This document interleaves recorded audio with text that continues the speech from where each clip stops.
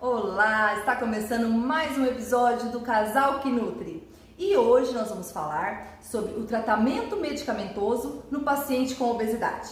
Então nós vamos aqui ver com o doutor sobre os medicamentos mais utilizados no processo de emagrecimento hoje. E o tratamento medicamentoso dura por quanto tempo? E quando indicar? Todo mundo pode usar? Tem um perfil? Cada medicamento é para um paciente? Isso nós vamos ficar sabendo agora junto com o doutor. Ok. Bom, de uma maneira geral, a gente encara o tratamento medicamentoso como um auxiliar no tratamento da obesidade.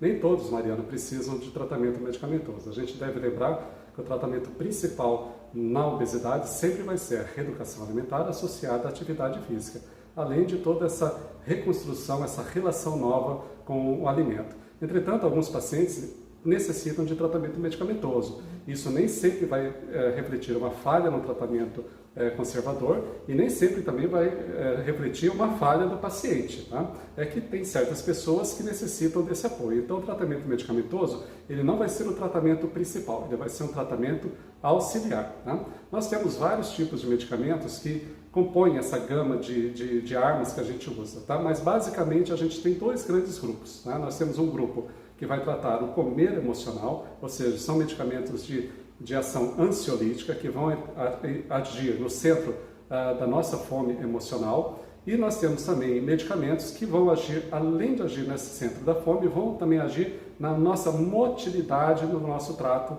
digestivo. Tá? Quando a gente fala desses alimentos que agem no fator emocional, a gente tem alguns que são, que a gente diz, prescritos por bula, ou seja, na bula do medicamento vem essa indicação. Nós temos alguns medicamentos que são mais antigos, temos medicamentos que são mais modernos, mas todos ainda cabem ainda dentro do nosso arsenal. Nós temos, nesses casos, a sibutramina, que apesar de ser um medicamento muito antigo, ele ainda é muito útil quando é bem indicado. A gente sabe que a sibutramina não dá para usar em todos os pacientes. Principalmente ele deve ser usado em pacientes jovens, de 18 a 65 anos, pacientes que não têm antecedentes de doenças cardiovasculares. Esse medicamento ele precisa de uma receita especial, precisa também de uma concessão do paciente, dele estar consciente dos seus riscos e benefícios, mas quando bem indicado, ele é muito bacana. Nós temos outros medicamentos que são da classe dos ansiolíticos, como por exemplo, a bupropiona. A bupropiona, principalmente quando ela é associada à naltrexona, que é outro componente, e ele também tem muita valia no tratamento auxiliar do tratamento da ansiedade, que leva também à obesidade. Mais recentemente, nós temos um novo medicamento que também tem indicação em bula para um determinado tipo de obesidade, que é aquela obesidade onde o paciente tem um comer noturno muito exacerbado, que é a lidesfectamina, que é o conhecido o Venvance, com seus nomes similares também. A gente tem que deixar aqui bem claro que nós não temos nenhum interesse comercial, que a gente às vezes vai citar o nome comercial porque é o nome mais conhecido. Além disso, tá, a gente tem alguns antidepressivos que são mais comuns, como a sertralina, como a fluoxetina, que eles não têm indicação em bula. No entanto, pacientes que têm ansiedade, às vezes eles podem se beneficiar com esse uso, mas não é o principal. Muitas vezes, quando o paciente já está tomando esse medicamento e ele vem procurar a gente, às vezes a gente tem que escalonar para um outro tipo de medicamento para controlar essa ansiedade. Quando o paciente também toma outros tipos de medicamento que às vezes o psiquiatra recomenda, aí nós temos que conversar com o psiquiatra do paciente para a gente casar esses medicamentos para que o paciente não tenha efeitos colaterais indesejáveis. Além disso, a gente tem hoje também os medicamentos que a gente fala que agem, além do centro do apetite, eles também agem na motilidade intestinal. São os famosos análogos de GLP-1, tá? Então, nós começamos com os mais antigos, né, que era a libraglutida, depois nós temos a semaglutida e hoje a gente tem a tirzepatida. Tá?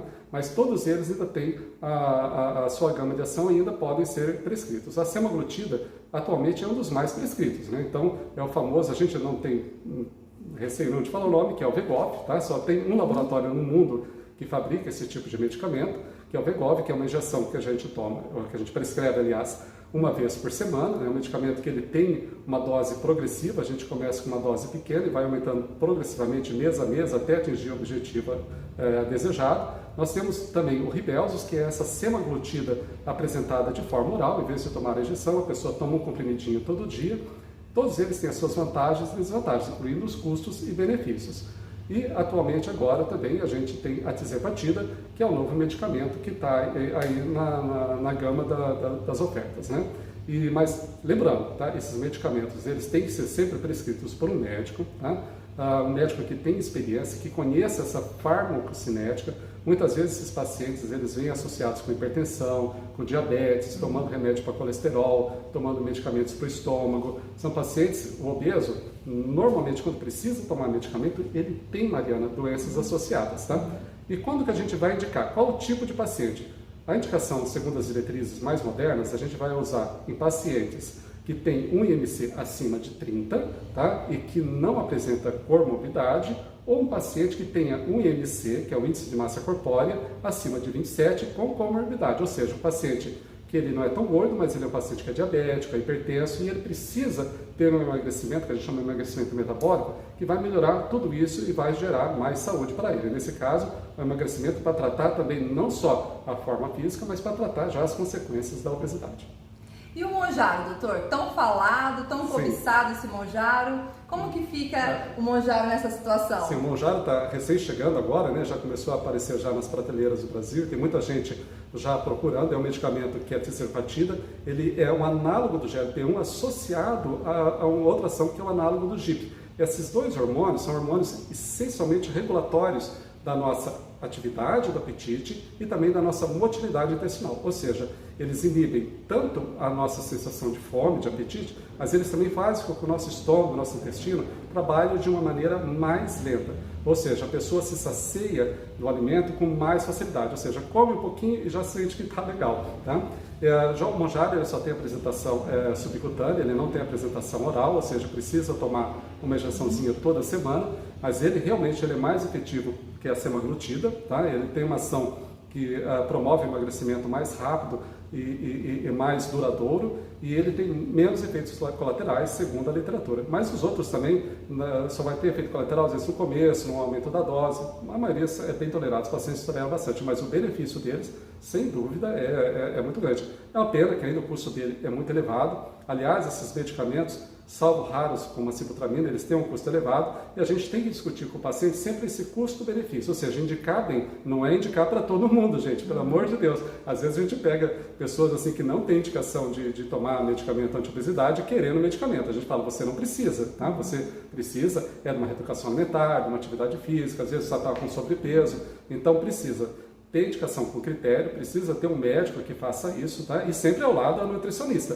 tá? Então, muitas vezes a nutricionista que vai dar uma aval pra gente, ele vai falar assim, Mauro, olha, tal paciente, eu acho que ela já precisa, talvez, uma ajuda, a gente está tentando e ela está tendo uma certa dificuldade, tá? E eu sempre estou pedindo para Mariana, quando o paciente vem comigo, eu falo assim, não é só o remédio, você vai ter que fazer também essa parte da reeducação alimentar. Ou seja, esse casamento que tem do nutrólogo e do nutricionista é fundamental, tá? Ou seja, sempre tem que ter um médico e uma nutricionista junto para ter um resultado mais efetivo.